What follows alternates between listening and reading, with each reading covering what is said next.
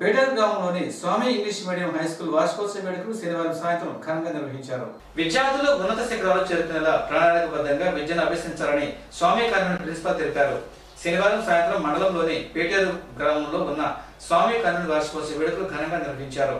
ఈ సందర్భంగా ఆయన మాట్లాడుతూ గ్రామీణ ప్రాంత విద్యార్థులకు మెరుగైన విద్యను అందించాలనే లక్ష్యంతో 40 సంవత్సరాల క్రితం స్వామి కాన్వెంట్ ను స్థాపించడం జరిగిందని అన్నారు.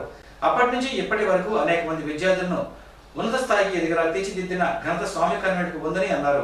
అనంతరం విద్యార్థులు ప్రదర్శించిన సాంస్కృతిక కార్యక్రమాలు ఆకట్టుకున్నాయి. ఈ స్వామి స్కూల్ స్థాపించింది 1985లో స్థాపించారు.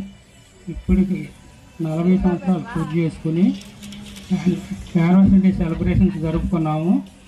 రాంబాబు మాస్టర్ ఉన్నప్పుడు ఎంత చదువుకి ఇంపార్టెంట్ ఇచ్చారో ఇప్పుడు చదువుతో పాటు వివిధ రంగాల్లో కూడా మంచి ముందుకు తీసుకెళ్లాలని మేము కోరుకుంటూ ఇప్పుడు వరకు పేటేరు గ్రామ ప్రజలు స్వామి స్కూల్ తరఫున ఓన్లీ రేపల్ల మండలం వరకే స్వామి స్కూల్ అంటే ఏమిటో తెలిసింది.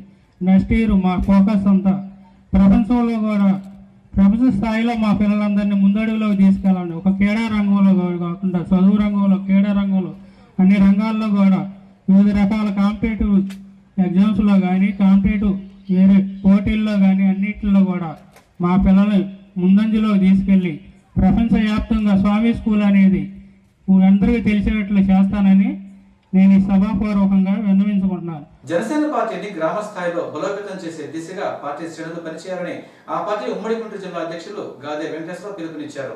సమరసత్వ సేవ ఫౌండేషన్ ఆధ్వర్యంలో సీతారామ